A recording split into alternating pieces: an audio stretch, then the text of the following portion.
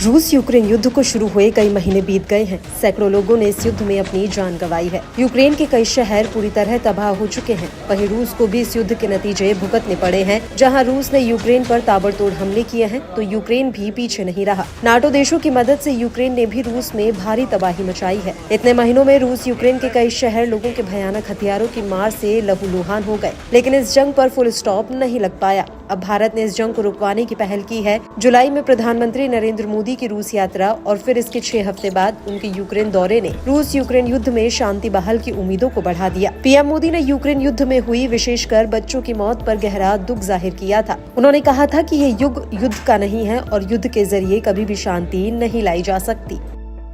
Ukraine और पश्चिम Asia में चल रहे संघर्ष हम सभी के लिए गहरी चिंता का विषय है। भारत का यह दृढ़ विश्वास है कि किसी भी समस्या का समाधान रणभूमि में नहीं हो सकता। किसी भी संकट में मासूम लोगों की जान की हानि पूरी मानवता के लिए सबसे बड़ी चुनौती बन गई है। हम शांति और स्थिरता की जल्द से जल्द बहाली के लिए डायलॉग और डिप्लोमेसी का समर्थन करते हैं।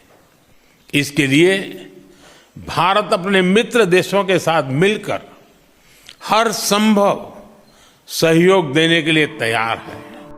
पीएम मोदी की रूसी राष्ट्रपति पुतिन और उसके बाद यूक्रेन के राष्ट्रपति जेलेंस्की के साथ हुई गर्मजोशी से मुलाकात ने दोनों देशों में युद्ध विराम की संभावनाओं को बल दिया। अब पूरी दुनिया की निगाहें इसमें भारत के रोल पर हैं। विश्व को उम्मीद है कि भारत चाहे तो युद्ध में शांति लाई जा सकती है।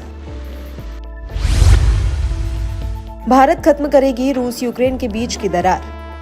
रूस यूक्रेन के बीच दरार को भरने के लिए भारत ने कदम उठाने शुरू कर दिए हैं। भारतीय विदेश मंत्री इस वक्त जर्मनी में हैं, जहां उन्होंने जर्मन चांसलर ओलाफ शोल्ज से मुलाकात की है। एस जयशंकर ने इस दौरान कहा कि रूस और यूक्रेन को युद्ध के मैदान से बाहर बातचीत करके अपने संघर्ष को कल हल करना होगा और भारत उन्हें सलाह देने को तैयार है। बता दें कि एस जयशंकर ने इसके अलावा वार्षिक राजदूत सम्मेलन में अपने रूसी समकक्ष सर्गेई लावरोव समेत अन्य देशों के विदेश मंत्रियों से मुलाकात की थी।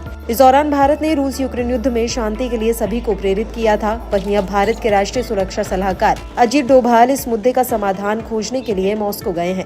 अजीत डोभाल प्रधानमंत्री नरेंद्र मोदी द्वारा प्रस्तावित एक शांति योजना लेकर रूसी राष्ट्रपति व्लादिमीर पुतिन से मुलाकात करने वाले हैं। इससे पहले डोभाल अमेरिकी एनएसएस से भी मिल चुके हैं। ये दावा किया जा रहा है कि भारत की ओर से तैयार युद्ध शांति के मसौदे को वह रूस के राष्ट्रपति पुतिन के सामने पेश करेंगे। अगर भारत रूस यूक्रेन युद्ध में शांति कायम करने में सफल रहता है तो पूरी दुनिया में ये भारत की सबसे बड़ी उपलब्धि होगी। भारत द्वारा तैयार प्रस्ताव को क्या रूस और यूक्रेन स्वीकार करेंगे, इसके बारे में अभी कुछ नहीं कहा जा सकता। किसी भी समस्या का समाधान रणभूमि में कभी भी नहीं होता है।